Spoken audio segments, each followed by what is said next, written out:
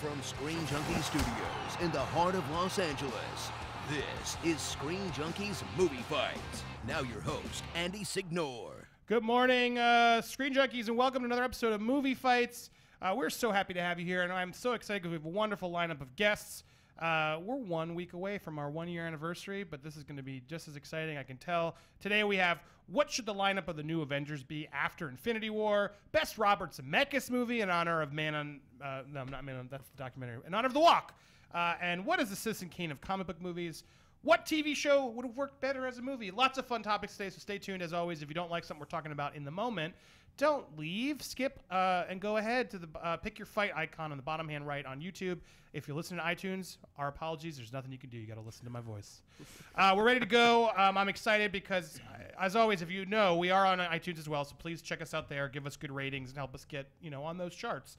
But I'm very excited to introduce our guest today. He's back after really you blew it away in your first round out, Brett. So we're bringing you back, Thanks. putting you on camera I lost, again. but thanks. But still, you brought it a lot. He is the co-creator of Honest Trailers. He's the original SJOG.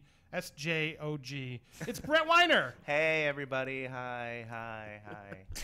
Was that good enough? Yeah, that was a great. Good intro. That was great. Please tell me on Twitter every time I do something really good, because that's what happened But last only time. when it's something good and not I'm bad. excited for people to be like, "That sucked. What a sucky opening. Good job, Brett." Just move on. I don't know what's happening today. All right, next to him, I'm so excited to have him back. You guys love him. You've been demanding him forever, and we got him back because you have the busiest schedule, I think, of all people I know. One weekend I'm not at a convention, I think. You travel all the time, and you made some time after a red eye to be here. I'm so grateful. It's Black Nerd Comedy himself, Andre Meadows. What's up? Good to be back. Sean Bean was great in National Treasure. Yeah, he was. Next to him, making her debut on the show. I'm so excited. We love her. Her name is Roxy Striar, and you're from DC, movie news. You do so many cool things. You're a TV expert, movie expert, and I'm so excited to have you. Well, I'm really Welcome, excited to Roxy. be here. Thank you so much. I got to say, I got to work on my intimidation factors because we got Brett over here who wouldn't shake my hand hello. He's trying to scare me. And we got Andre who I tried to hold hands with because I was feeling like I'm the newbie here, and he wouldn't do that either. So my game face is on. Oh, they started as soon as they walked in the studio. Oh, yeah. I'm a little bit under the weather. It's not a psychological tactic. Oh, Yeah, That's use what it, he Brett. says. No. But It's a tactic. maybe I should have shook her hand to get her sick. That would be the ultimate. Yeah, it's all tactics here Next on Movie time. Fights. Yeah, so no more love from me. My game face is on. we got 3 killers here today, so I'm excited. As always, on the Dan Cam, it's Mr. Dan Murrell. Hi. How you doing, Dan? I'm good. How are you doing? This is where we do our just quick, nice back and forth. Back and forth. Andre, can you open all of your rounds with a Sean Bean fact? I liked that. Well, I'm trying to make up for the fact I just yelled him out the last time and had nothing to back myself up. So Now enough. he's backing it up. now, yeah. Well, that was a good back and forth, Dan. That Good job was. today. Thank you for sending me into that terrible, scary maze. Yes. Oh, and thank you all. I'm wearing my Nick Fury shirt because, man, Avengers: Age of Ultron on its trailer blew up, and we're excited. We got 2 million and 3 like million. 3. 2 We're up to million, 3. but it was like 2 million in its first day or whatever craziness. Yeah. It's a funny one. It was a fun one. I good. apologies to Marvel, I guess, but hey, I guess you can't call us DC fanboys because we ripped it apart a little bit, and that's what we do here. For We good be honest. For good reason.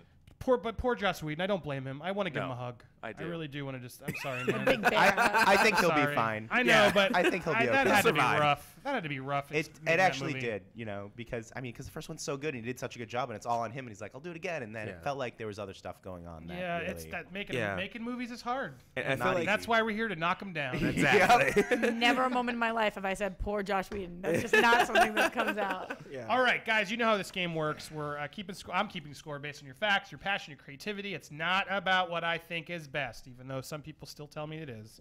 You suck, Andy. That was a terrible call. I don't care what you say. I'm still going to be here doing it. Sorry. But I'm going to try my best to be objective and give the answers that make sense based on your arguments. Everyone understand? Mm-hmm. Love it. All right. Let's do this. Now let's do this! This is where we fight! Fight! Round 1. The Martian, starring Matt Damon as a baked potato and directed by Ridley Scott, opened this weekend. Get it? It's an honest trailer joke. It is. He was a baked potato in Interstellar. Oh, don't pity laugh. Jared Mulligan, JMully100 on Twitter asks, what's the best standalone movie set in space? And we're adding to this. This cannot be a franchise. So that eliminates Star Wars, eliminates Star Trek, it eliminates 2001. Alien. So many. We wanted to go a little bit more specific to make this more interesting. So best movie, standalone movie set in space. And Brett, you're leading us off. So the movie I chose was one of the sort of modern classics. It's a Pixar movie called WALL-E. And there's a lot of reasons I chose this movie. I really think it's Pixar at its height, which is really saying something because they make excellent movies. You get so emotionally invested in the character of WALL-E and his relationship so quickly without any dialogue. It's like the whole first 20, 30 minutes, whatever, is this whole kind of like silent film throwback. And it's just so emotionally affecting, and it builds the character so well. You can't help but love him, which charts the course for the whole rest of the movie, which is set in space. I also think the other things about it are it has this kind of like really high-minded sort of an environmental theme, which is, I think, really important, but also has kind of like a subversive thing going on where it's like people are just fat pieces of crap and that's what's going to happen. And so it's really interesting to have that juxtaposition of like, here's the good thing, and you know, we all know we should help the environment, but here's kind of like a little stick to be like, we're not going to be nice about it, right? We're going to say what the real things is. And this is all in a kid's movie, right? So because of those reasons, because it looks great, it's enjoyable to watch, I'm so invested in the characters, and it has those themes. That's why I chose WALL-E. WALL-E, first up. Andre, what are you picking? Well, since we couldn't pick franchises like Star Wars or Star Trek or Aliens, I figured what's a movie that kind of encompasses all of that, but also makes fun of it at the same time. So I went with Galaxy Quest. I think Galaxy Quest is a very fun comedic movie that is set in space, and I love the factor of you get people from a television show that's set in space who now have to battle in a real battle in space due to miscommunication from the aliens that call them. I think that it's fun to see something very comedic in space. A lot of times when you see a space movie, it's very empty, it's very dark, or it's very serious. And so to see something fun like this is really great. The performances in it are awesome. You got Tim Allen as a lead in a very funny movie, you know, and you got Sigourney Weaver, you got Alan Rickman, you've got so many good Daryl Chill Mitchell. Sam Rockwell. I mean, there's so many great performances. The debut of Justin Long, and I think that anybody who is a fan of any kind of franchise can really relate to this movie, both from the side of the fans as well as the side of the people in it, who now get to be in the adventure that they portray all the time on the television show. So you get a lot of elements that are funny about the celebrities, the comic convention type celebrities, as well as the space adventure that you want. So great film. Great film. Check it out, people, if you haven't seen it. Roxy, what's your pick? I think both movies they picked are great, and I did something similar to Andre, but I did it a little better, which is which is by picking Spaceballs. So I picked a movie that is number one, hysterical. Number two, started doing this whole parody thing of these incredible franchises. So we're talking Star Wars here, which I couldn't pick. So Spaceballs is the next best thing. It's hysterical. Mel Brooks is absolutely amazing. It's in 1987, so it's the original one of these. It's something we already love, and taking it and making it hysterical in ways that didn't piss off Star Wars fans, which is very difficult to do. So I think that this is absolutely the best movie set in space that isn't a franchise. It made us laugh. It made people want to go rewatch the Star Wars. Everybody understood it. It's very iconic, and the jokes really stood true to the original Star Wars. It's also got space in the title, guys. Great point. Adding that into what my is argument. let's hear the fight here. So we got a big problem here with their movies versus my movies. And here is what it is, and I'll say it up front. Their movies all rely on sort of this base knowledge of other franchises. Galaxy Quest is kind of this Star Trek thing, and Spaceballs is very directly a Star Wars thing.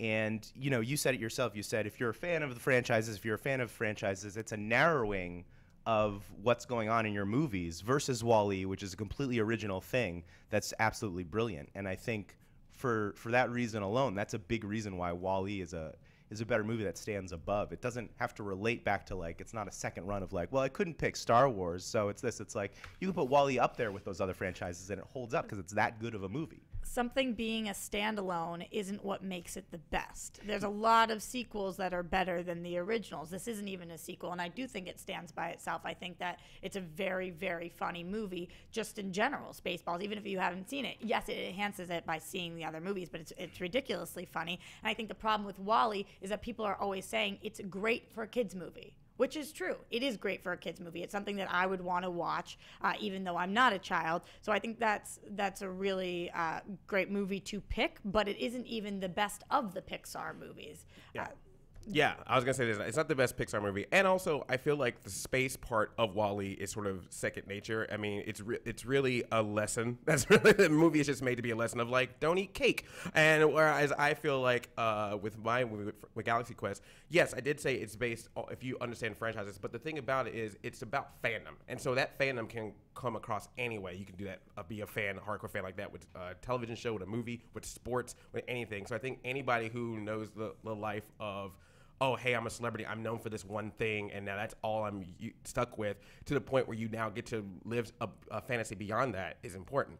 Spaceballs is very funny. I love it. It's a good parody, but it is very directly tied to Star Wars, and it is a funny movie for its time. I think when you look at like the comic conventions, the explosion of comic conventions today, and people going to these events and writing online about how they met so-and-so fan, and it was a great experience, it was a worst experience. Galaxy Quest can still be a movie that you can relate to in that franchise now, any franchise now, that you would even when the movie was made when it was. I think that Galaxy Quest does something really smart. What it does is it mimics what Spaceballs did. It looks at something, it comes out in 1999, it sees what worked and it sees what Spaceballs did, so it wants to do the same thing. But is it the original? Is it the best? Absolutely not. It's an imitation. They go and do a parody of something, and they kind of take more liberties than Spaceball does. They do break off in a different way. So in terms of an original film with original content, because that's really what it is, it doesn't just mimic Star Trek. I don't think it's that great of a film. If you are a Star Trek junkie and you have seen the TV shows and all of that, then it would be enhanced. But I don't think as a standalone film it is as strong. I do think you would have had to see in all of Star Trek. Can I just say two quick responses? One thing is there's this thing, Pixar, WALL-E's a great movie for a kids movie, and Pixar's kind of blown that designation out of the water. I don't think people are saying it's great for a kids movie. I think people are saying it's a great movie because it is. And I think the other thing is you said it's not the best Pixar movie, but that's like saying this isn't the best Porsche, right? Like, they're all great movies, and maybe if you don't think it's the best, well, yeah. But if you don't think it's the best Pixar movie, that's fine, but the bar is so high on this thing. And then you misunderstood my thing. I'm not saying WALL-E's good just because it's standalone. I'm saying your guys rely very specifically on those other movies where WALL-E doesn't have to do that versus the kind of the sequel arguments. I want one last point from all of you. Why is this the best standalone movie set in space? Yes. I would say emotional, affecting, and deeper than these other movies.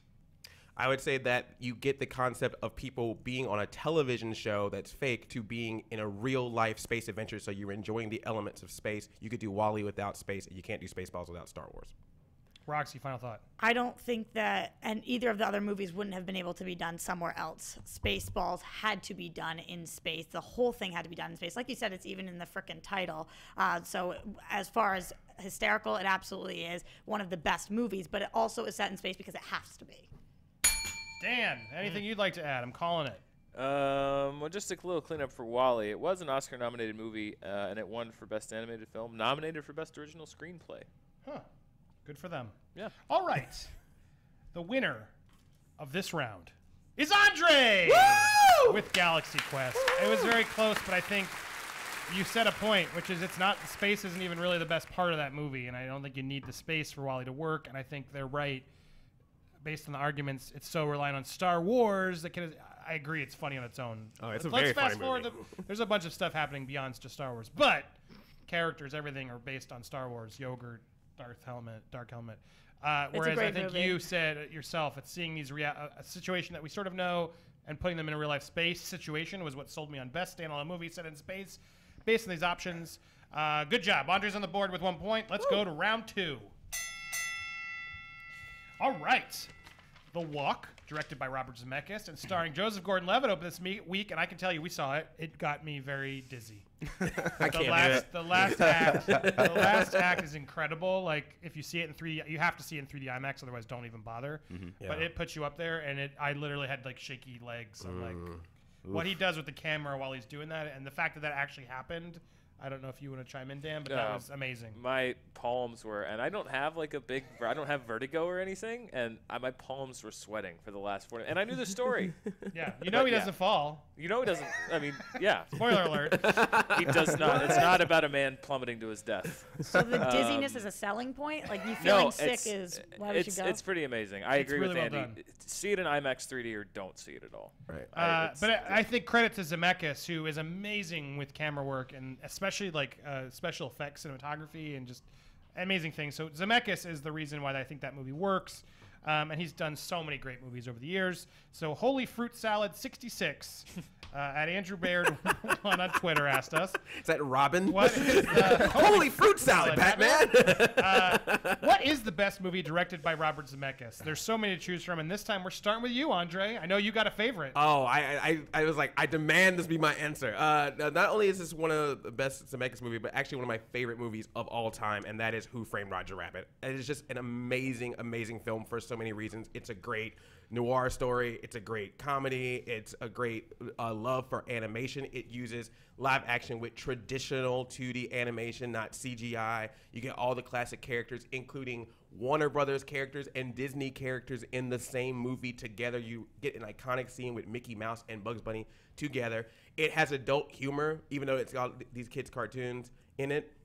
It is a wonderful, wonderful tale. It still holds up. The animation still holds up to this day compared to even some CGI movies. And it's just a very, very fun, entertaining film. This is a movie that could have easily been a disaster on Space Jam, Looney Tunes Back in Action levels. But it was very well done. It was done with love. It was done with care. And it just holds up to this day. I really, really, really enjoy that movie. Great film. Roxy, what's your pick? My pick is Back to the Future for a few reasons. It's absolutely the most iconic of his films. It starts what is going to be some of the biggest franchise, one of the biggest franchises there is.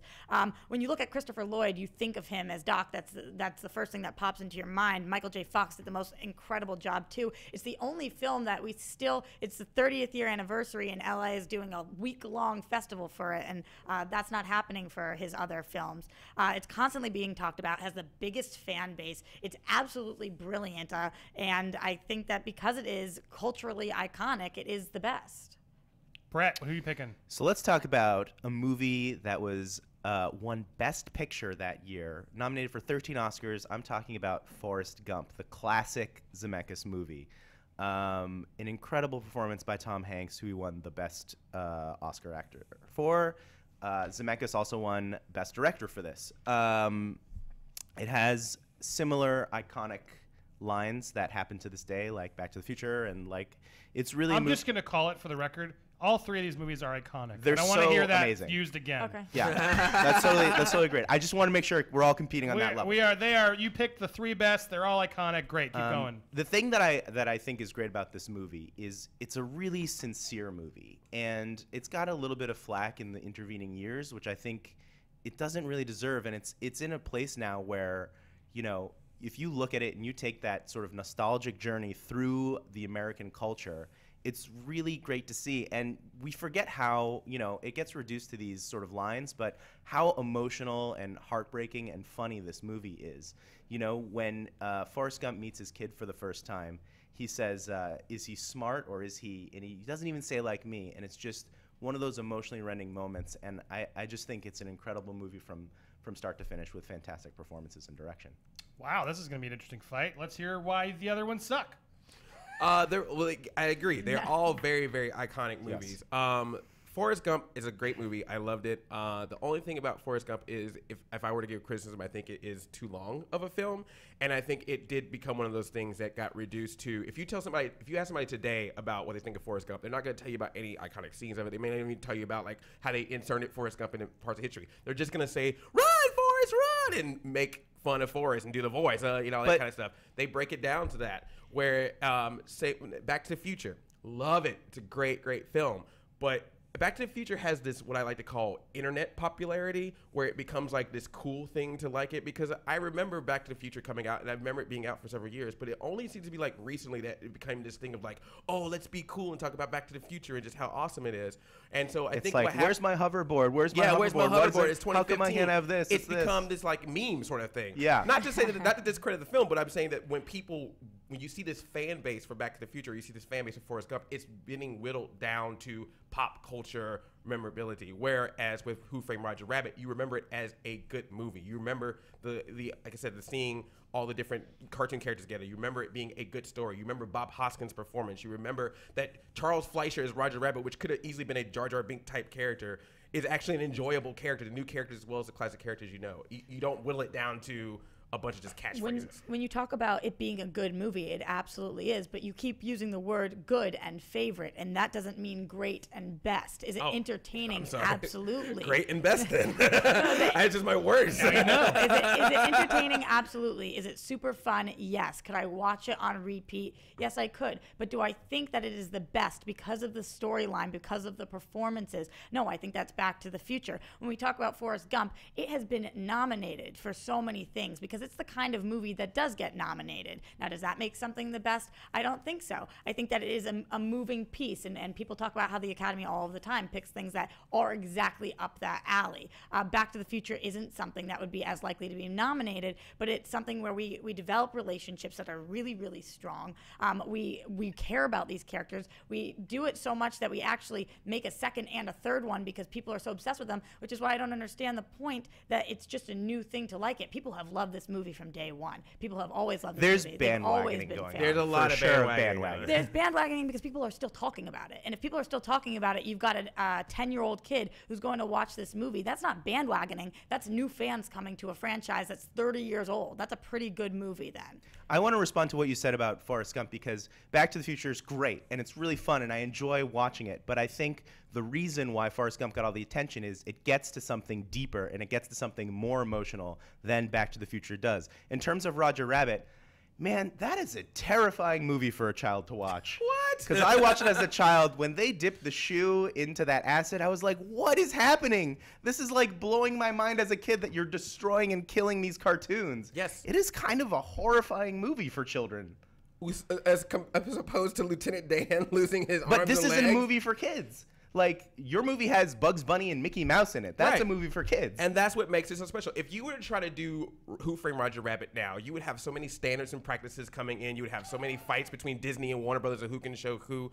Back to the Future can be done again. So- Time travel can be done again. It was done again a few years later with Bill and Ted. Forrest Gump Later. can be done Done again. later. But a movie like Who Framed Roger Rabbit was a one-time thing. All the elements align in place to make an excellent, great, best movie that can never be replicated, and that makes it special over the other two. It cannot be done again. I love that you say there be so much standards and practice today. You're for more children's nightmares, is what I'm understanding your position to be. No, it's not that's about- what it is. That's what that movie is. No, it was about making a movie. The thing that irritates me a lot of times with cartoons is that you immediately go, well, everything has to be catered down to kids. You said it yourself in the last argument with Wall-E. It had an extra level that anyone can enjoy. Roger Rabbit's the same way. Just because you have Mickey Mouse and Bugs Bunny and Woody Woodpecker, does that mean you have to nail it down to 8-year-olds? They talk about sex in this movie. They talk about patty cake, as a euphemism. There's lots of other references. Baby Herman has a cigarette in his Jessica hand. Rabbit just existing. Jessica Rabbit is existing. like super sexy for a kid Yeah. also. But I mean, the difference between that and Wall-E is like Wall-E does sort of purport itself as a kids movie and has deeper things, but is appropriate, age appropriate. Where Roger Rabbit's like crazy to me. My movie can be enjoyed by everybody. It takes what's great about both of your movies. Your movie is super fun and your movie is super serious, and they're both great movies. My movie is fun and serious. My movie is something that everybody can watch. It's something that you are laughing at some parts, you're really nervous in some parts. So the things that are great about your movie just get combined into mine. I don't think my movie is super serious. I think it has serious emotional moments, but I think it has a big dose of lightheartedness too, like Forrest Gump getting shot in the butt or Bubba talking about shrimp over and over again, which is funny. All right, this one's a legitimate tough one because these are three amazing movies, and I'm trying to just make a call here. But I need one more point from each of you. Your final thought that's going to hopefully swing me to your direction. Why is your movie better than the other two? Quickly, and we're going to start with you, Brett. When we're talking about the best Robert Zemeckis movie, I chose the movie that I feel gave me the biggest range of emotion, best done. So I said, Forrest Gump can make me cry, Forrest Gump can make me laugh, Forrest Gump can make me think. And that's why I chose Forrest Gump. Andre. Forrest Gump is a great movie to show the performance of Tom Hanks. Back to the Future is a great popcorn flick that's good for nostalgia, but Who Framed Roger Rabbit is a movie that, once again, I say cannot be replicated. It was a special moment that everyone worked together on to make the great movie that it needed to be, got out of the way of the legal rigmarole and just made it happen. and it's something you can still enjoy to this day, animation included. Back to the Future is way more than a popcorn flick. It's a movie that's changed people's lives. It's a movie that people are still talking about, and there's a reason for that, because they want to share it with generations to come. That's why they keep coming out. When you think about Robert Zemeckis, this is the first film that pops into my mind, most people's mind, I think, because he did such an amazing job taking this story and making it brilliant, taking these characters and making these actors who have played in so many other roles, these are the roles you think of them, and there's a reason why for that. It's because it's the best movie he's ever directed. Oh, crap. Good luck, man. Good luck to you. Dan, anything you're going to add while I try and make sense of this all?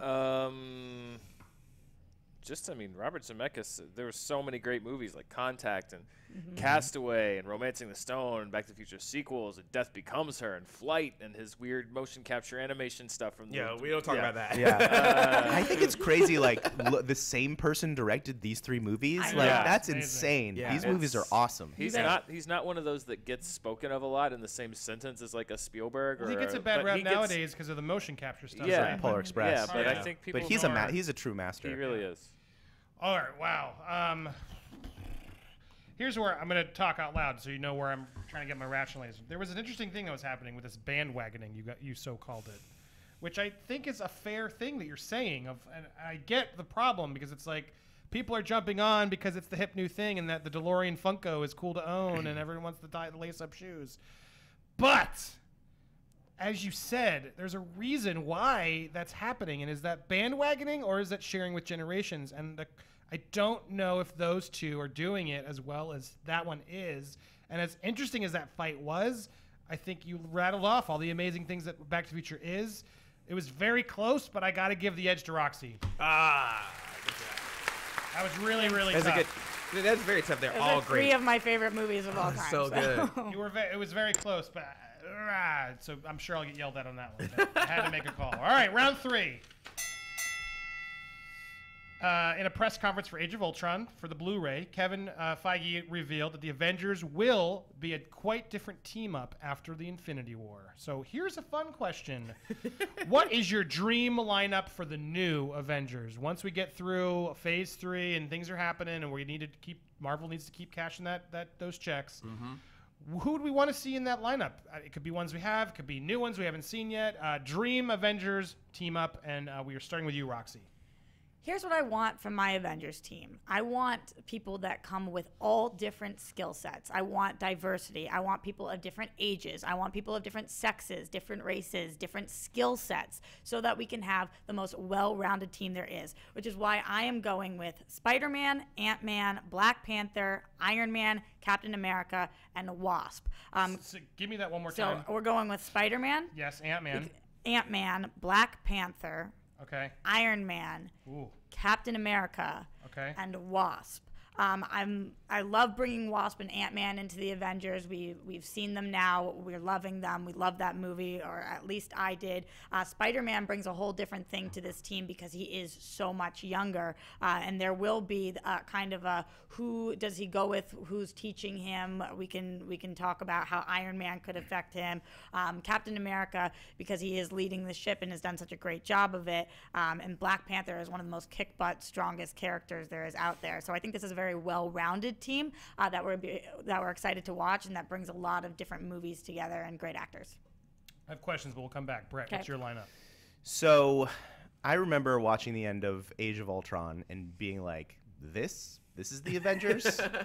And that coupled with the Avengers and Marvel has a female problem. So what I propose is after Infinity War, an all-female team of Avengers. And this team would be Black Widow, She-Hulk, Captain Marvel, the Wasp, Spider-Gwen, which we can talk about, and female Thor, who's Jane Foster, which is both Spider-Gwen and female Thor are a comic book, straight from the comic books. And I feel like there's going to be such a fatigue on my part that it's time to start with something totally new and feel something totally different. And I think this is a fun way to So you're Paul Feiging it. Yeah, basically, and attack on all angles. Like, every sort of criticism I would have of the Marvel Universe, I feel like gets addressed with just this lineup. And it has the broad range of powers and personalities that you would want in the Avengers, and it would feel new and fresh and exciting. It would be very interesting to see that movie. Great. Andre, it's your lineup, and then we'll fight. All right. So I could base it on, my ultimate dream team, but I also based it on contracts. Smart man. So I feel like a lot of the original guys are going to be gone. So this is my lineup. I think we're going to have Ant-Man. I think he's going to stick around because he's relatively new. I do think the Wasp will eventually come into that. I'm going to say Sam Wilson, Captain America, taking over the reins for I was going to say Chris Evans. Bucky Barnes, Winter Soldier, still going to be there. I think War Machine will stick around. I think Scarlet Witch will stick around. I think Black Widow will stick around. But I think Black Panther, most definitely. Black Panther, Doctor Strange, Captain Marvel, because they just added them. Thor, I had as like Thor or female Thor, depending on if we can get Hemsworth back again. Spider-Man, I'm going crazy. I'm going to say we're going to get 2 Spider-Men. I'm going to say we get Peter Parker and Miles Morales. I'm going that wild. Same with Hulk. Same with Thor. I had Hulk as Hulk/She-Hulk. I'm going to go ahead and say that Marvel talks with Fox, works out some deal, and Human Torch and Thing, you in the group now. What's up? I'm running out of room, Andre. You said Dream Team. I'm going crazy. All right. Rocket and Groot, because, we need that. And you know what? Just for fun, Squirrel Girl and Howard the Duck. Boom. Okay. So basically, I had an idea for like a fun new team that would be new and interesting, and you guys were like, "Hey, let's just do Infinity War again." No, that's you not. guys. This is the same. Not This true. is Not what's true. gonna happen. Not true. Okay. I'm all for a diverse. I'm all for a diverse team. Yeah, he has a duck in his. I got a duck in mine, yo. But what you pitched is a clusterfuck. Like, No. you cannot. I'm not saying possibly every think- single one of them is going to be on the screen at the same time. It's but- one movie. It's one movie. No, they said new team. You were a new Your new Avengers team. lineup. Yeah. Your new. So this your is new- going to be So spread this across is the different movies. 360 shot. So It'll your be new be lineup- awesome when when everybody gets like 2 lines. in Yeah, your new movie. lineup, and you're not going to introduce even a quarter of your characters. We're just going to keep swapping them in and swapping them out. And they're all the same characters that we've They're already not. seen. What you For pitched both of you guys, I is- don't understand. What you pitched is a TV show, and it would be a great TV show, and we could bring them all into it as our new Avengers TV show. Not if Robert Zemeckis directs it. That's a very, very good point. Now, what you pitched is interesting because I feel like I would be the target demo for, because I am a female and I love kick-ass women, and I wouldn't want to see that movie because I don't think it's diverse enough. I don't think we are taking characters that are going to have different opinions, different skill sets, all of these different things. And if they do, we're also eliminating some of my favorite characters. So we bring in Spider-Gwen, so then we never get Spider-Man. So we did all of this fighting for nothing. I mean, I love Spider-Man. I want to see him in this universe. The same thing with who was the other? Not She-Hulk, but who's the other one that you said is a female that so it would be taking out? Oh, Thor. Thor. Yeah, it's the same thing with She-Thor. So the female Thor. I think that these are characters that we love, that we've built up, that I want to see come back, and bringing in the female versions means that we're never going to see them again. If we're talking about going to, what would it be, that like stage 4, I guess, of Marvel? 4, yes. Phase 4 of Marvel. I think by that time, and I'm already starting to feel it, the fatigue of all these characters, and they'll be fine. Like, they'll have their own movies. They'll do their things if they can work out the contracts. We're talking about, where do you take the Avengers to start a whole new phase of the Marvel Universe? I also don't buy your argument of this is a market-tested thing and I'm not into it. Like, I think just because the team is female doesn't mean it's geared towards one or the other. It just happens to be a female team, because I think that would be an interesting take on things. I think also you said something that is kind of wrong, right? You said the personalities of these people aren't there. A lot of these characters haven't been defined yet. We don't know what they are. And in the comic, there's a range of personalities, and that's kind of what I'm basing it off of. And so I feel like, that argument just completely doesn't hold water. And in my dream team, they would have, the Black Widow of the spy badass versus the She-Hulk of like sort of the logical lawyer piece of it, right? So there would be those interpersonal conflicts. Did you cast Mariska Hargitay? Always. It's not exactly the personalities. It's the fact that you cast a bunch of white women who are, I don't feel like have that differing of opinions on certain things, or that Based on what? Based on the fact that I know that these characters. I mean, unless you're going outside of the comic books, unless you're redefining these characters completely, I feel like they don't bring different views to the table, which is the great thing about the Avengers. They look at the same problem, and they all have different ways that they want to solve it. That's why I would hate if anybody pitched an all-male cast. I would hate if anybody pitched an all-anything cast. You have to have diversity in it, which you do, but you have too much of it because you have so many characters that I don't even know who is who. I'm not going to be able to love one person. You're thinking, because that's the thing, is you guys are thinking of just one movie. I'm thinking full franchise. I'm thinking that the problem that we're having right now, or this problem I could see having with future Avengers movies, is that as it is right now, you're relying so much on specific celebrity names. What we need to get in there is we need to get more characters in there. What we need to get in there is where not every single character has to be right there front and center like we have it now, that you can kind of switch people out, that you can have different characters pop up in the different movies, and that's why you need a larger number. And yes, I do agree that it needs to be a very diverse group. I think it needs to be all kinds of different people. I do not think that it needs to be all females. I'm just going to be honest with that. I feel like it can be different characters because I do want to see Black Panther. I do want to see some of the newer characters that are coming into Phase 3 actually being used. What I don't want to have happen is that they get like Black Panther and Captain Marvel and be like, all right, we did it. And then Infinity War, they're in the background, and then we don't hear from them again. Like those characters that you're bringing newer to the table need to be first and foremost. And you also need a duck. And that's why Howard Duck needs to be there. I got to ask this question to you guys. How are your teams different from Infinity War, where I assume that all the Avengers and the Guardians and everybody comes together to fight Thanos, and it's like that big splash page you'd see of everybody, right? How are your movies different than that? Because it seems the same thing. No, they're very diverse. Like I said, I want Falcon to take over for Captain America. We're going to have Black Panther in there. I think you start out with Captain Marvel, but we could even have it where you maybe have Kamala Khan helping out, and eventually maybe she becomes Miss Marvel. There's a lot of different diversity that can go on there. And then you also have a tree, a raccoon, and a duck. Right. When So you're saying like just a couple new additions? No, it's a couple as opposed. It's not a couple. It's a big change. It's not who There's can make so the many biggest people. change, though. It's your dream lineup for something, and so that's why I'm not trying. But in the to- context of the Marvel Cinematic Universe, right? So I'm not trying to say how can I make this the most different movie because I hate what's going on. This isn't like a Fantastic Four situation where I'm like I need to scrap this and I need to figure something out really outside the box. I think bringing Spider-Man in, even though it is an obvious choice, Spider-Man's amazing. We've been waiting so long to watch Spider-Man And we'll work see in him the in Avengers. Civil War. And we're going to see Spider-Man in my dream lineup. We're going to see Spider-Man. We're going to see Wasp, who Evangeline Lilly is like the most amazing. We haven't seen her in action yet. I bet she's going to kick absolute butt. Then also bringing in Ant-Man, who everybody's favorite character. He's so funny. He brings a different thing. We've got serious. We've got funny. We've got guys. I'm calling it. Oh, man, I wanted to respond to that. I've heard too much. Dan, For those of you, it's going in circles. for those of you keeping score at home, Andre's Avengers lineup It's includes amazing. 20 members. Yes. And I have not been able to find an existing Avengers lineup, present, past, that has that many Thank you. current members. So congratulations, Andre. bringing change. You formulated the largest Avengers roster of all It's Turning quite into an the sandbox. Expendables movie. It is. Exactly. And it has a duck. And a squirrel. You kept leaving out the squirrel. Don't forget Squirrel Girl. I'm going to be Diversity. honest. I don't like any of these casts.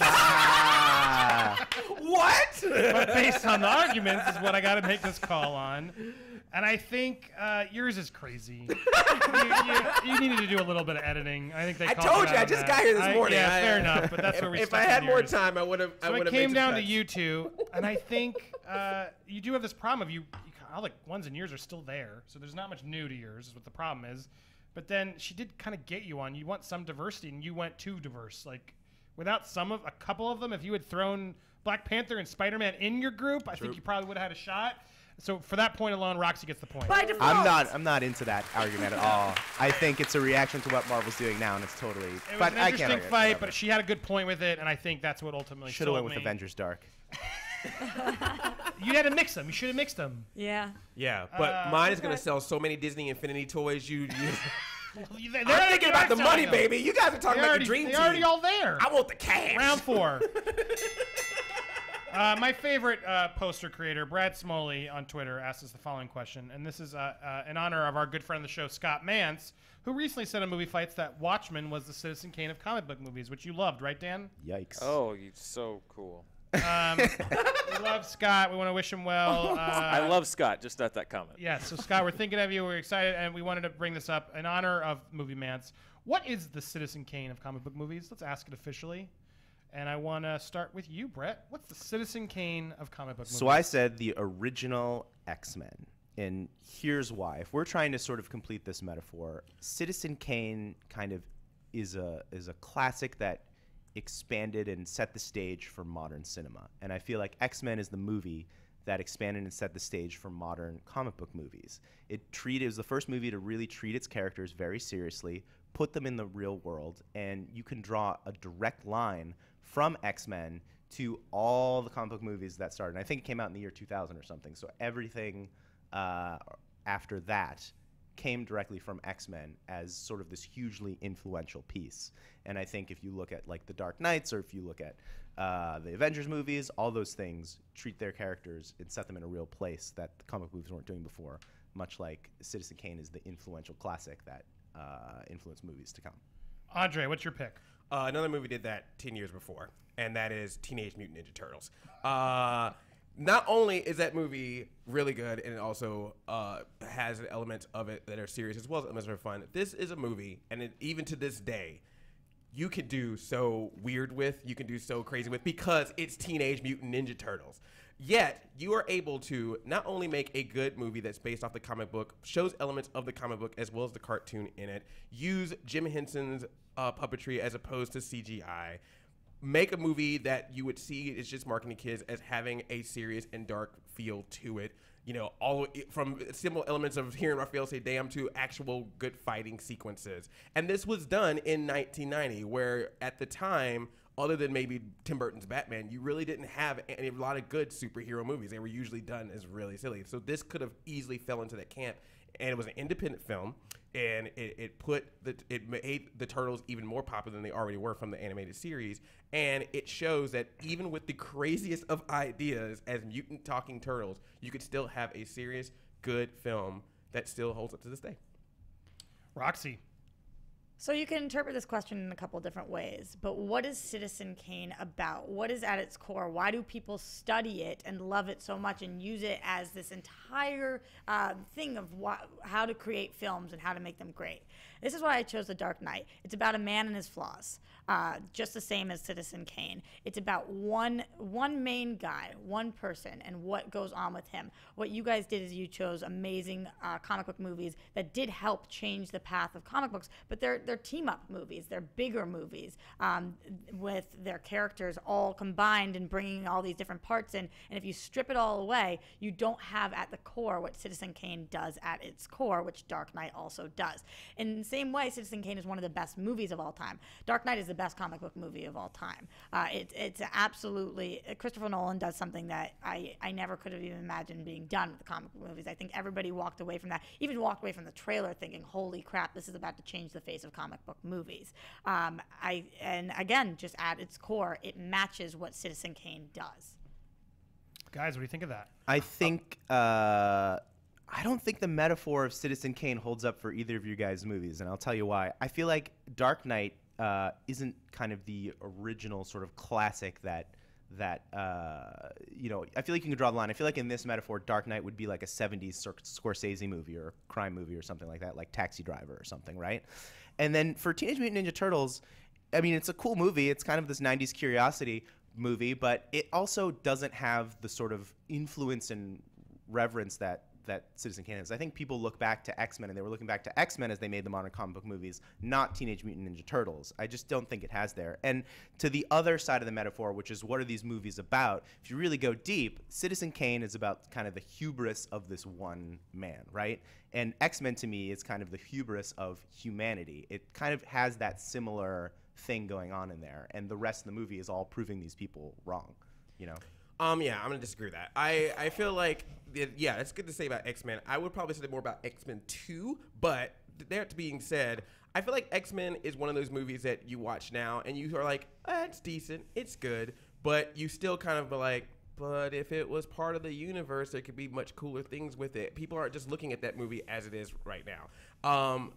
Dark Knight, love it. It's a great movie. But the thing about Dark Knight, and as being one of the people that is a fan of it, the thing that makes Dark Knight so stand out is not because of the hubris of it, but it's because we all didn't think that Heath Ledger could be a good Joker, and he ended up being an amazing Joker. And anybody you talk to about that movie, whenever they talk about The Dark Knight, that is the number one thing they would go to, and that is great, and I truly appreciate that, but that does not make a whole complete film. What Teenage Mutant Ninja Turtles, as I said before, it is a movie that this should have been that typical, like, hey, we're just going to make some crazy little G-rated movie and we're going to have the Turtles do a bunch of wacky jokes and whatever, and that's all there is to it. But no, instead, it put a lot of heart into it, put a lot of soul into it. It put a lot of students really appreciating their father, so when something happens with their father, they don't know what to do to themselves. They have action sequences that are, even though they're able to blend comedic jokes into it, are still well-done action sequences. They did this with men inside of giant puppets. I mean, it was really well done in that sense. Those were real, Andre. No, I'm sorry. I hate to break the illusion. I know it was hard for me too. But it brought something to it, a gravitas to it that did not be needed. And I'm saying this as a kid who grew up in the 80s and 90s and saw so many crappy superhero films, so many crappy family films, so many just throwing stuff out there because, hey, merchandise. Teenage Mutant Ninja Turtles could have been that, but it was not. People that did this movie did it with heart, did it with love, did it with a very small budget, did it with a way that was not seen with comic book characters or cartoon characters at that time. And I feel like with other movies following that, it's amazing that you get movies like Batman Forever, Batman and Robin, you get like all these really weird superhero films, and it took something like coming later into the 2000s to finally go like, hey, maybe we should do something more serious. We already did that in 1990 with this movie. Teenage Mutant Ninja Turtle is an adorable movie. It's really cute. It's a family fun movie. It's never the movie where I'm sitting down and I say to somebody, you've never seen a comic book movie or you want to make comic book movies, here's what you have to watch. I've never said you have to watch this movie. It changed the face of comic book It's not movies. influential. It's not I influential. disagree. I totally disagree with that. In the is way You very can't draw influential. that line from No. Teenage Mutant Ninja Turtles Yes, to these you other can. comic book movies. You No way. absolutely can. If compared to the movies that you see today, like if you telling me that you would watch the Teenage Mutant Ninja Turtles movie today, or hardly any of the comic book movies today, and you can tell me that Ninja Turtles did not have the same level of seriousness and same level of attention to detail as the current movies today. We're saying the influence, though, of the movie, Yeah, right? because that was not the influence at the time. In 1989 and the 1990s. But then didn't the Batman movies come after it? What's that? Like the Batman Returns and all that stuff? Batman Returns. And like the crazy Joel Schumacher movies? Yeah. And so, like, how does that work? Because That they didn't influence listen. of that. Because because that was them just marketing. That's what I'm talking about. But that's the thing that I'm like, if you look at Citizen Kane, everybody's listening to that. Like, how does your metaphor hold up? Because you see that movie for what it is. You see that you went to all these other weird extremes and you went back, no, that's not how it works. You go back to that 1990 movie. Even today, when people watch the current movies, they're like, you go back to that 1990 movie. There are still people doing screenings.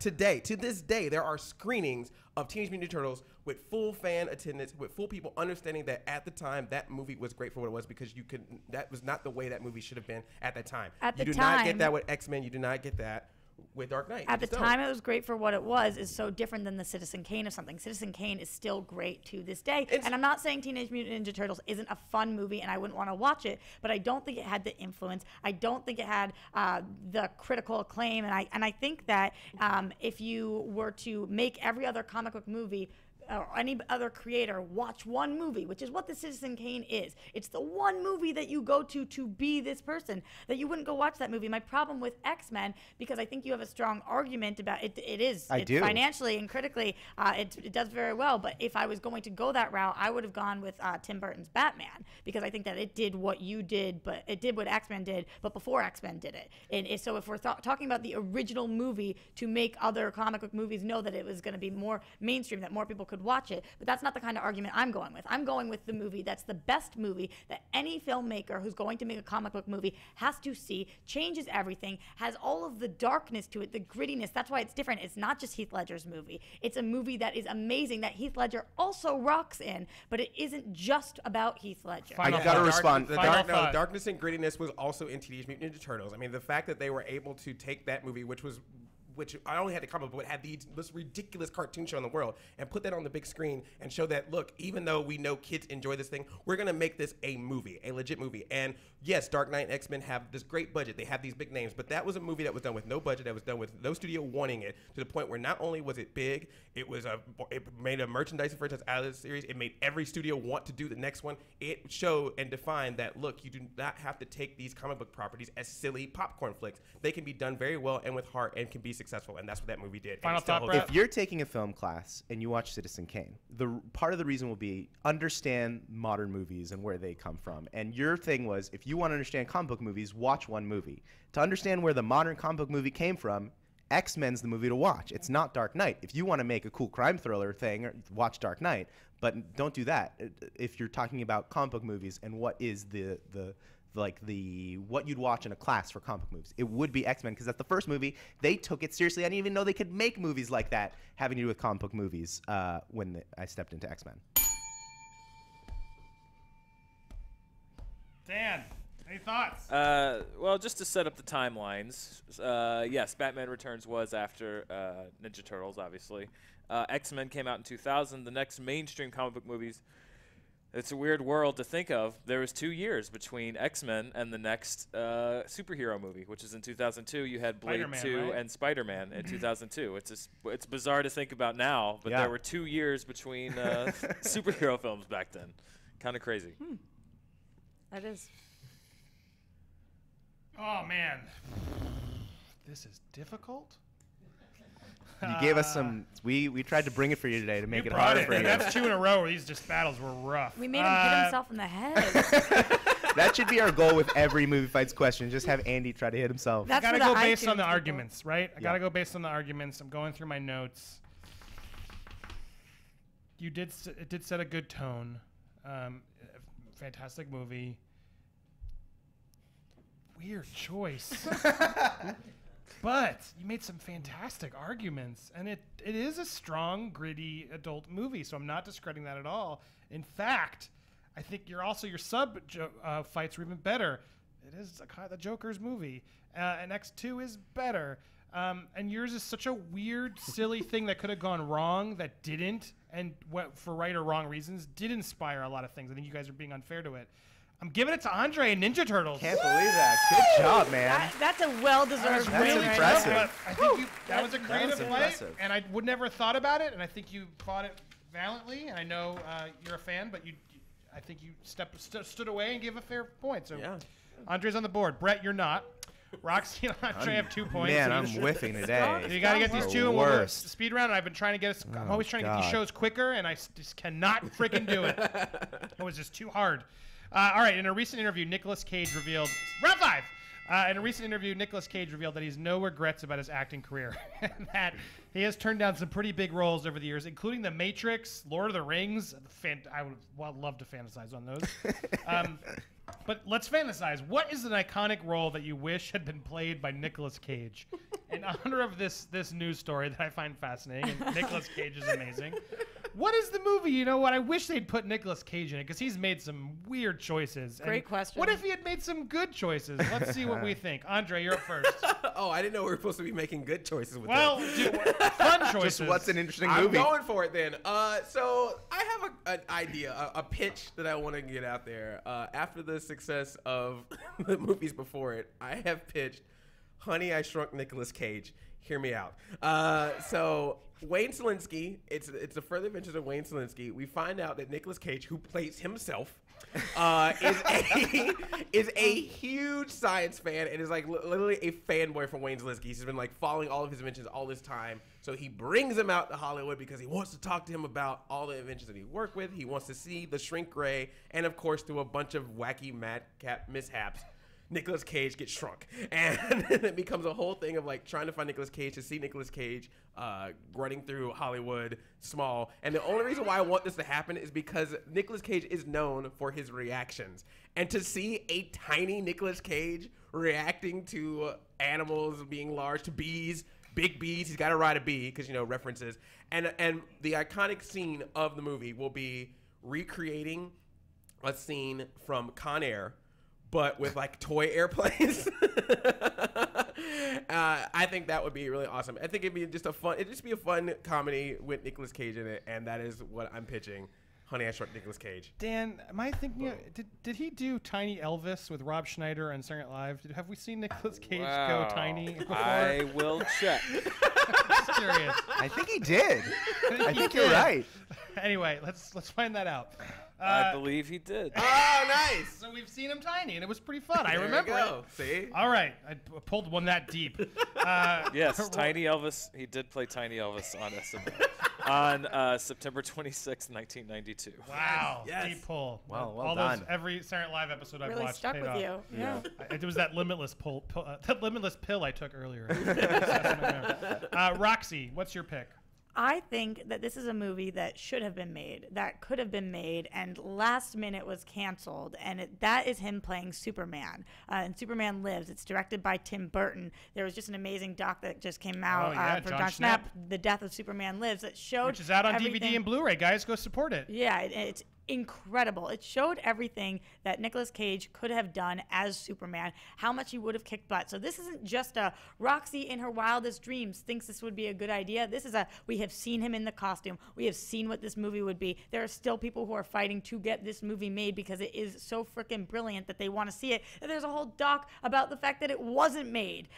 He looks amazing in it. He makes Superman into a really interesting character, which sometimes can be difficult to do because Superman, he is so strong, and he is the toughest, and he is all of these things that make it difficult for him to have layers. Nicolas Cage had layers as Superman. His costume was bizarre. The fact that Tim Burton would be directing it means that it would be absolutely different than any other Superman movie we have ever seen. Brett, who are you picking? What So role? I wanted to use Nic Cage to save a movie, and that movie is The Phantom Menace, and I would cast him as Qui-Gon Jinn because The Phantom Menace is boring, and it's about trade negotiations, and it's about all these things, and I just am not into it. But if you put as the wizened Jedi an overacting, insane, Nicolas Cage, you've transformed one of the most lifeless, disappointing movies of the past, whenever did it come out, 20 years, 10 years, whatever. 1999 it came out. Into something kind of amazing and magical. And just think about, like, you know what? I'll even accept midi-chlorian still in that movie if Nicolas Cage can say it and explain it, because it's just so insane. He would be so insane. I would love to see the over-the-top, like, what sort of weird psychology does a Jedi get into, and what is Nic Cage? It would just be a fascinating choice that would also make that movie watchable, besides the Darth Maul fight, which is also watchable. Wow, put the Wookiee in the box. Yeah. Oh, man. Okay. I thought I had the weirdest one. So Well, I'm not disappointed. A weird question got 3 really weird answers. Let's quickly divvy this one out. yeah, Thoughts? I'm sorry.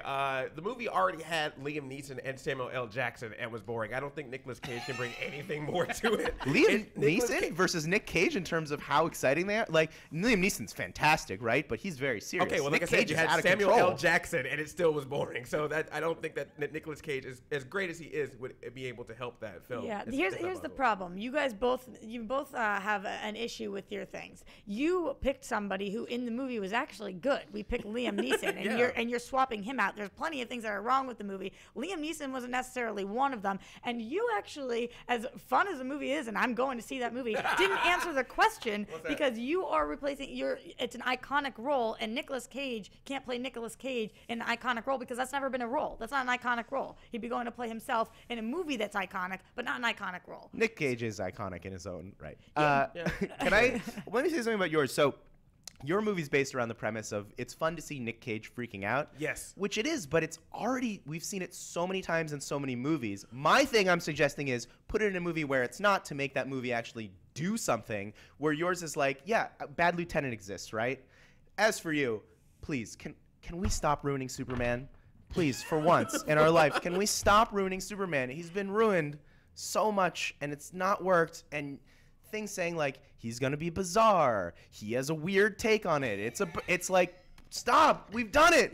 We I hear don't that a want to lot. see that. I don't, philosophically, I am morally opposed Yeah. to that version of a Superman movie. Yeah. I don't want it. And here are the challenges that I'd love to sort of figure out. I Like, love that we're seriously debating this, Can too. you like, I haven't seen Death of Superman Lives, so like, what are those specific things that you're like, here's why Nic Cage would be good? He'd be like weird and yell a lot in his things, and it's like, I don't like tell the people what we're talking Absolutely. So what you did is say that a lot of people say they want it to be weird and bizarre, and that's true. A lot of people aren't Tim Burton, though. Tim Burton, the way he goes into these movies, the way that he designs them, all of his drawings, which you can see in the movie, are incredible, which is why I said this isn't just a Roxy, oh, I think that this would be a good idea. This is something that almost was an idea and would be a fantastic movie. When you see Nicolas Cage, you can actually see footage of him moving. You can see him in the costume, which they went back and redesigned 3 times to make it perfect. He looks like it's almost like a Robo Space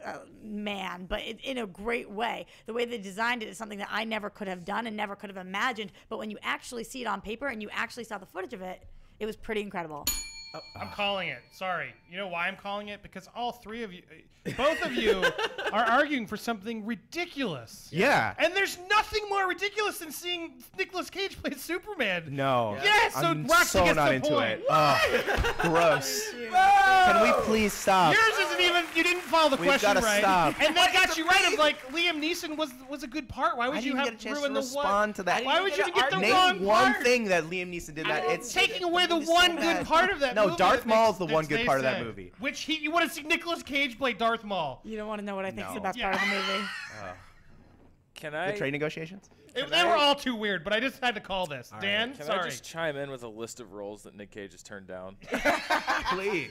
I want to hear But Brett, this. wait. With your argument, if you want to see him, I'm you don't want to see at a curiosity factor. No, this I'm movie? so done. No. I'm so done. I want All-Star If Superman. it was back in the 90s, this isn't a fun. This No, isn't I still better to want have All-Star lying around. Superman. I I still think want Superman the Returns. like the I think- classic Superman. I yeah. still want so desperately, and I've never seen it, and it just makes me sad and disappointed. And this is maybe a specific thing to me, but I feel like people out there feel that way too, where they see him snap the neck of Zod, and you're like, why? What's going on with it? And it's like, stop reinventing it. nothing People weirder. love Superman for a reason. You If I both would've- picked Nicolas Cage freakouts. If I had the chance to argue, I would have said that the concept of the story behind Nicolas Cage being Superman will be more interesting than the Nicolas Cage Superman movie itself. And None of your movies were interesting either. Are you serious? I think That's his insane. Are you serious? Honey, I Shrunk Nicolas Cage is going to be a box That's office not a smash. recast. Yeah, it's not a Okay. recast. It but is. It's a It's great movie. recast. I would have been kids. if you had cast I'm him as the recasting it. baby and blew up the baby. I would have then given it to you. I'm maybe. recasting the kids as Nicolas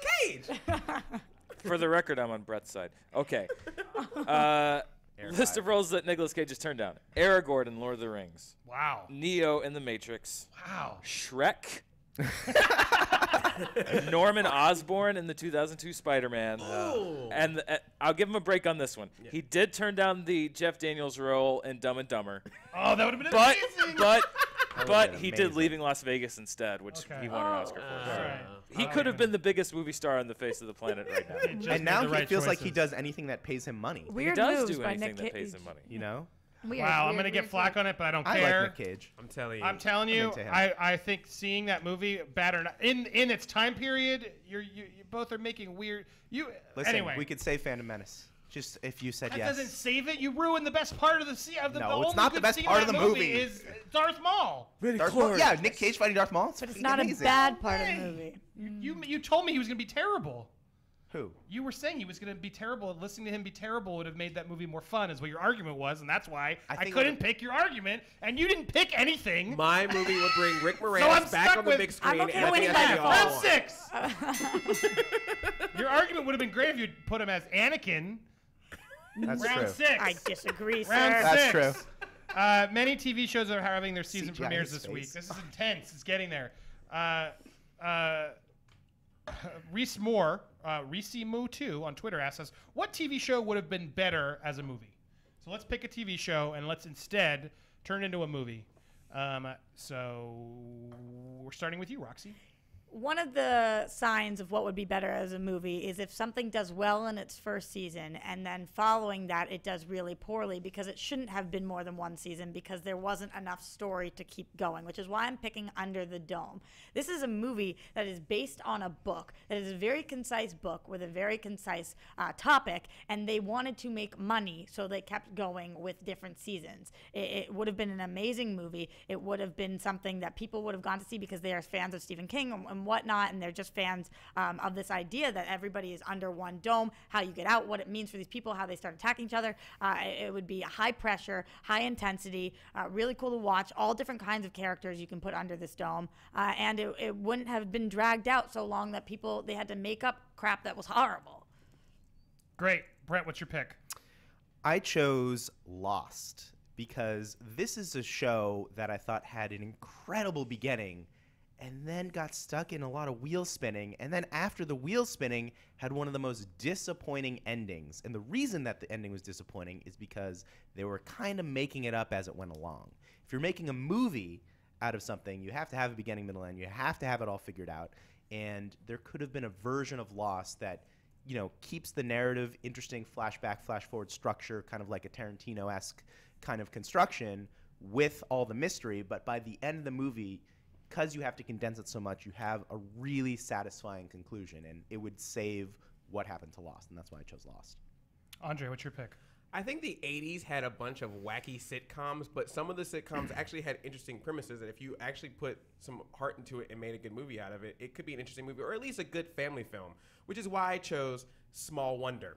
I think that the sitcom was absolutely ridiculous. It's a robot kid, that's the joke. But considering what we have today with technology, how it's such a big factor in our lives, to have a robot daughter and to see the wackiness that would come out of that, plus have some interesting, you know, maybe there's a government element to it, there's an adventure to it. It's definitely a family adventure type of film.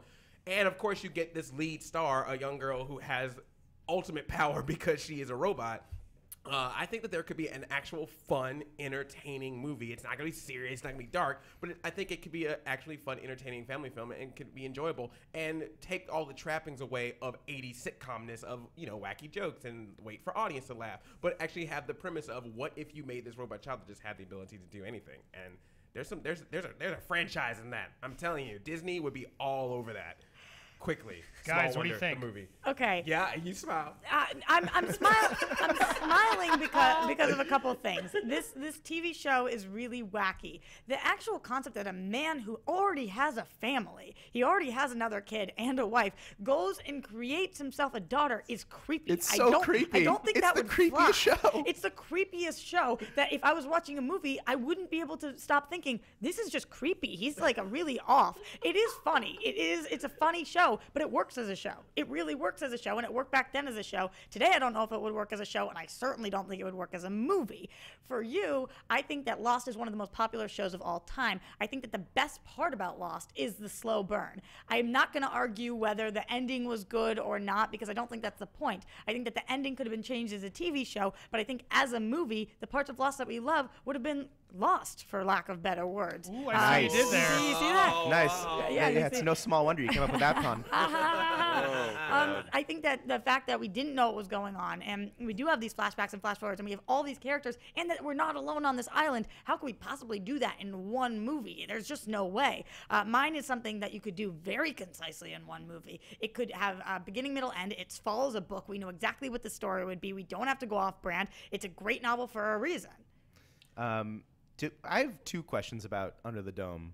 One, how similar is it to the Simpsons movie? Because it's the same thing. And two is, do people care about it? Like, do people watch it? I just don't know. I've never seen it. I don't know. Versus one of the most popular, interesting shows of all time that we have the opportunity now to fix. So I'm going to answer Well, your so question. Brett didn't watch it, so apparently it's terrible. So No, I'm just saying. Yeah, okay. Yeah, So, I'm just relating the amounts of do popularity. you know, of these two Andre? Are you shows. chiming in? I have the ratings if you want them. Yeah, Oh, okay. it's very popular. Season 1 averaged 11.2 million viewers. So popular a little That bit? is- Season popular. 2 averaged 7.1 million viewers. Season 3, which is concluding or has concluded, averaged 4.7. So it went million down viewers. because you want to know why it didn't went down? This first season was great. It was actually one of the biggest hits of the summer. People really Hank cared from about Breaking it. Bad, right? Yeah, people. Yeah, exactly. People really, Dean really Norris. cared about it, and then it went down. And what was your second question was?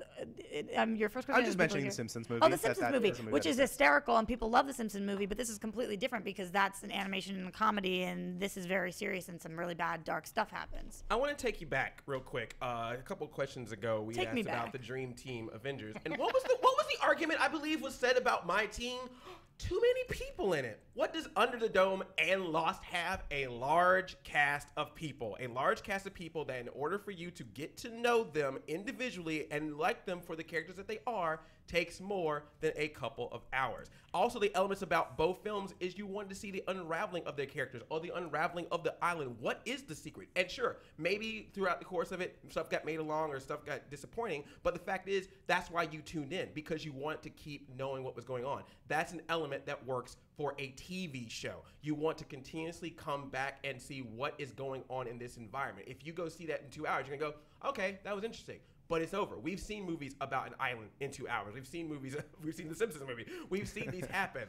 So if you're going to go with a premise, you need to go with something that where it's not so important about watching it every single week, but that the premise itself is important, that if you could make it a standalone thing, it is important, such as creating a robot child. And I want to also put in that he did not just randomly decide, I'm going to make a robot daughter. He worked as an inventor for a company and was tired of his boss constantly taking his ideas as his own, which is why he brought home one of their projects, which was the robot child, Vicky, to his home to disguise as his daughter to keep the project from being taken from his boss. At the end of the day, he like unscrews his daughter and puts her in a suitcase and brings her back and forth. It's a very strange concept. They're like, oh, our stranger poor than baby. having a friend that's an alien or even like Earth to Echo. I mean, like the concept of having someone in your family that's different has been going on for a long time. It's not her that I have a problem Alex with. Mack. He's Alan Strange. It's happened Very, before. very good final. Last quick point, Roxy, and then Brett will end on. The last quick point is that it wouldn't be a problem that there's so many characters because this is one place. We're taking place in one place. One action happened. The problem with Lost is that a lot of different stuff happens and a lot of different characters, and that's what makes it great. This isn't made great because there are so many sequences of events. This is a bunch of people who are stuck in one room. We've seen movies like this, but we haven't seen this exact movie. Your thing is, I don't have a problem with her being different. I have a problem with the dad wanting to do it. I couldn't get invested in that family because I think the whole concept is weird. I couldn't love them. I think it's bizarre that he wanted to do this and that he didn't just appreciate his family for what they were. So I think you would appreciate the characters in mind. They would make this movie, and there's a book that did very well.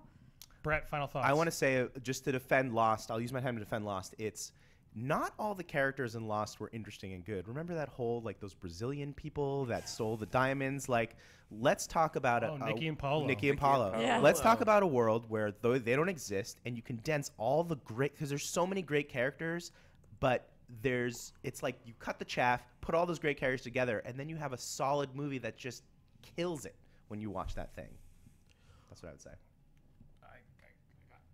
Real quick, since you're mad at me for cutting you off of Nicolas Cage, you have one quick thought. No, I'm just saying that, again, the reason behind the daughter was that it was an experiment that was making from the company that he wanted to save. It has nothing to do with him not caring about his Wanting family. to have that a was the creepy whole robot daughter? Yeah, that No, was the point of it. I'll give you about that. the family. She's calling it creepy, but he wasn't a creep. It was creepy, but he's not a creep. All right, Dan, anything to add? For anyone who didn't watch Lost, Nikki and Paolo were new characters that were introduced and literally buried alive. Yes. Later that season. no one That's liked how the characters. unpopular they were on the television show. I feel like the writers really overacted on that one. They were like, they made them and like, this is cool. Everybody's like, we don't really like them. And like, okay, we'll bury them alive. Bury them alive. Whoa. Yeah. Under the Dome was published in 2009. The Simpsons movie came out in 2007. I know. And I know. I asked Stephen King about it, and he's like, well, I've never seen it.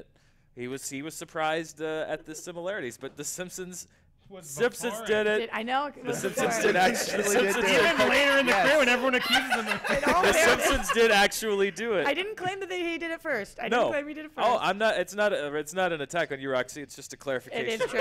Interesting point. And I was sitting here thinking someday we need to have Andre, Nick, and Roger on and just have the weirdest episode of Movie Fights ever. That would be great. or Mike. That's it. Yeah, or Mike. Yeah. Yeah.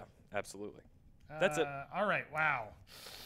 Based on the arguments, I gotta give it to the person who had the best closing to me, which was Andre's burn on both of you. Andre's getting the point just because he did point out the large cast. Honestly, I agree with the you. slow burn. He like, was right about that. And it's like those shows were better because you had a few weeks. You can't just fit it in 2 hours, and who cares that much about Small Wonder? Whereas you probably could come up with a 21 Jump Street or funny or something crazy about the robot daughter. So I'm very Andre's impressed on the by board. You're killing it with the And you weird really knew answers. your Small Wonder trivia. I'm Crap. so impressed Brett, by I that. apologize to give you a 0. I hyped you up at the feel beginning. no. Don't apologize. It's all my fault, and I just hope you have me back so I can try to redeem myself. I will. feel really poorly the about Nicolas my. Cage one, you were close, but you picked the wrong character. I I think. did. Yeah. I did. And then he didn't have a point, so it was just it was a process of elimination. I won a lot of points by process of And elimination. she did I'll point take out, that. like, you don't want to get rid of the best part. Sorry, I apologize, but it wouldn't have mattered anyway. You would have gotten 1 Bring me point. back. I'll redeem myself Yes, one day. we will bring you back, Brett. Thank you much. Thank you all. That means Andre and Roxy, you're going to the final speed round. Let's do this. All right. Let's cue that wonderful speed round music to make everyone nervous. Now, guys, you get 15 seconds, and you get 5-second rebuttals. Player is if you say the same answer, it's whoever said it first. We'll get that choice. The other person will have to pick either the other choice or another choice. Any questions before we begin? Like, which way do I vomit in case I Towards have Andre. to? Oh, got it. I'll Towards take it. Andre. I'll take it. Question 1. Who would be the best director for a movie adaptation of He-Man? Spielberg. Gotta make a choice, Roxy. Cameron. Spielberg versus Cameron. Andre, you're first. Go ahead. Spielberg has the great balance of being able to take something whimsy and adventurous and also putting some heart and seriousness to it. I feel like if you put that in the hands of any director, it would end up being this really big cluster, and I feel like he would actually turn a concept of a toy line into an actually good adventure movie. Roxy. Cameron does something different than Spielberg would. He would give you something that you wouldn't expect, something out of the box. And when you're doing a remake, that's what you want, something completely different, not something that it just has a lot of heart. 5-second rebuttal, Andre. Cameron will not deal with a franchise as well. He's good for more serious movies. Spielberg is good with this type of franchise. Cameron has 5 seconds. dealt with plenty of franchises before. He's a franchise god. He can do Avatar all day, back and forth. I'm gonna say, just because he said more, Andre. Dan. I agree. I needed to hear more needed about to hear a Cameron. little bit yeah, more. I'm gonna go with Andre. I gotta give you more. Brett, I'm not even gonna count your vote here because we both overruled Brett, you. we don't care about you Doesn't- today. so Okay. Once again, Okay. Brett would have voted for Roxy. I thought you meant Cameron Crowe. I didn't understand your first argument that he did something different. I don't know if that's true. I don't know if it's true either. I don't know if it's true. she's trying, guys. Give her a break. This stuff makes me sweaty. I know. All right, number 2. Both of these movies are playing on cable. Which one should we watch? Men in Black 2 or Mission Impossible 2? Men in Black 2. Mission Impossible. Mission Impossible. MIB 2 from Andre, and then MI 2. Andre, you're first. Go ahead. Men in Black 2, while not as good as Men in Black 1, is still funny. You still get Will Smith and Tommy Lee Jones being great characters together. You get Laura Flynn of Oil being really awesome, and it's also shorter. Mission Impossible 2, Roxy. Mission Impossible 2, you can be excited about the action, the adventure. You can have it on in the background while you're doing other things. It gets you pumped for whatever you're doing. Also not as good as the first one, but still a decent movie. Okay, I need you both to bring it on these follow-ups because those are both a little weak. I'll be honest. Andre, He's too come on, movie. give me one judging. last pull here. 5 seconds, go. Men in Black 2, you can still enjoy, even though it's not as good as Men in Black 1. Mission Impossible 2 only makes you want to watch the other Mission Impossibles. All right, hold on. Roxy, gather. 5 seconds, go. When you're watching Men in Black 2, you're only thinking about watching Men in Black 1. That's the point. Mission Impossible 2, at least you can be excited about the action going on. Wow, this one is actually tough based on the arguments. Sorry, Go ahead, Brett. I'll go to you Roxy first. made my favorite argument of all time, which is, it's a great movie to have on in the background. But I wrote that down too because That's such a funny idea. it's also true. I'd such rather, a funny wouldn't idea. you rather have that on the background Yeah. than Men in Black 2? It's fair, but I love that as an argument. It's so funny to me. I also like at the end you said the action, whereas Men in Black 2 does make you want to think of Men in Black 1, whereas I don't feel it. I'm leaning towards Roxy. Dan, So did Brett officially vote for did Roxy? you vote for Roxy as well? No, I think actually Andre had better. All right. arguments. The I background, think man. they both made identical arguments. I That's know. the hard Yeah, thing. They it's both tough. made I just picked identical those two. I arguments. picked background and Men in Black 1. Shorter. The shorter was Say the other was the shorter. equivalent of the background. I so. think Andre made a better case as to why his was still not as bad. Yeah. So I'm gonna go with Andre. All right, you guys I got do it. love the shorter versus the background. That's my So favorite. Andre got the extra So wonderful. point. All right. Crap. Okay. I gotta bring it here. Number 3. Best movie with the word day in the title. Or days. Ferris Bueller's Day Off. Baby's Day Off. Oh, God. All right, we got Ferris Bueller's Day Off versus Baby's Day Off. Wait. Baby's Day Out. Baby's Day Out. Baby's Day Out? Okay. What is Baby's Day Off? Make sure I get it correct, because I want to bring that argument be proper. A baby walking in the I'm room looking smoking. forward to this one, Andre. All right, Ferris Bueller up This will be first. great. Go ahead, Roxy. This is a movie that every single person should see if they haven't seen it. It's one of the best, funniest movies. Matthew Broderick is incredible. John Hughes is an amazing director, and it's something that everybody can watch. It's family friendly. It makes you laugh from beginning to end while also being very smart and witty.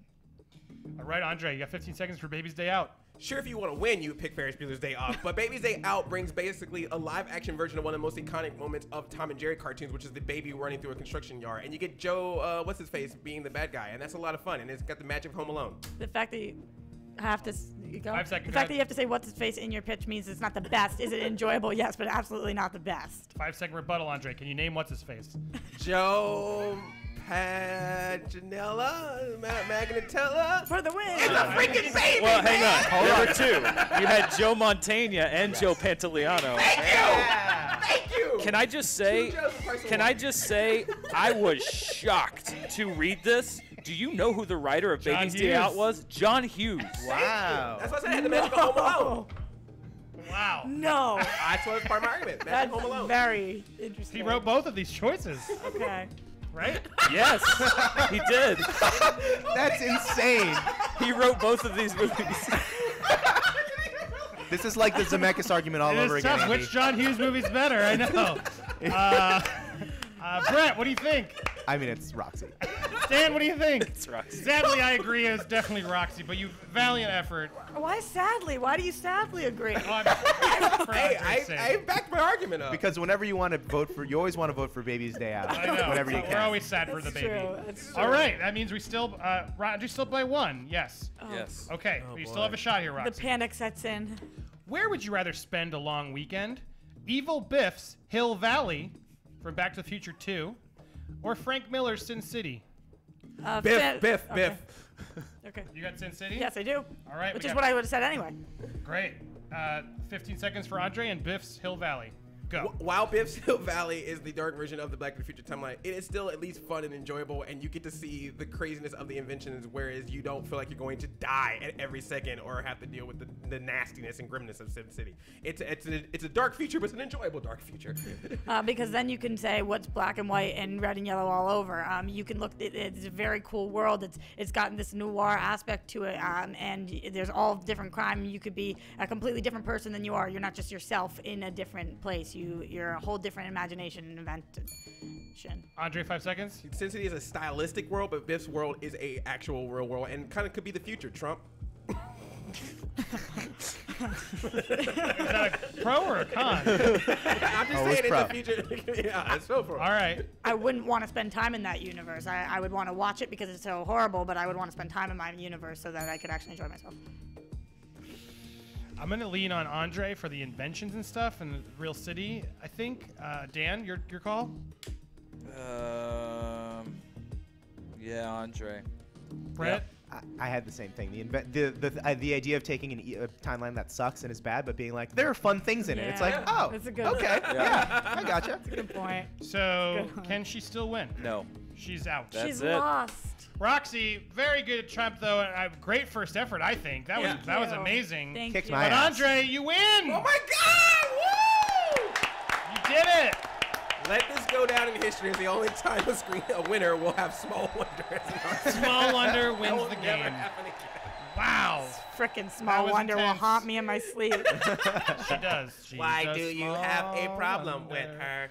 Guys, we're out of time. I want to thank these wonderful guests and thank you at home.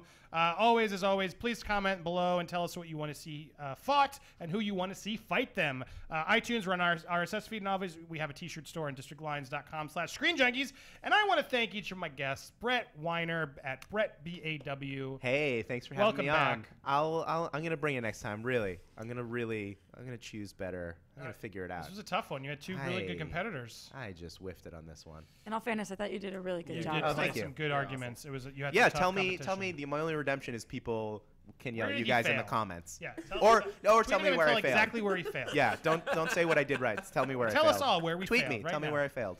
Andre Meadows at Black Nerd on Twitter. anything else you'd like to plug? And Black Nerd Comedy on YouTube. Check it out and watch my videos. He does fun videos, guys. If Yeah. you're not subscribing to him, please go do it right now because he's wonderful and we love him here. And And he's the Roxy winner. Striar at Roxy Striar. Where else can we find you? Anything you'd like to plug? Yeah, I do a DC movie news podcast. So if you are a big DC fan, then pop over there on Popcorn Talk Network and also over at AfterBuzz. And I'm just really happy that I was here to compete for my first time. Roxy, And I high didn't totally five. I thought you botch did it. great. Andre, I can't air high fives. Yeah. Wonderful team up. Dan Murrell and the Dan Cam at Murrell Dan. At Dan, Murrell thoughts? Dan, something bizarre happened here today, and I'm not really sure what. I need to go reevaluate back and watch this and see what happened. where it went wrong. This As always, is the fifth timeline of the movie. This is the fight. fifth time. The darkest timeline, for sure. as always, follow me on Twitter and Instagram at Andy Signore. Thank you for watching. Have a wonderful Sunday. We'll see you next time. Every podcast we put on YouTube comes with this kick-ass graphic listing all the topics your favorite Screen Junkies podcasters are talking about.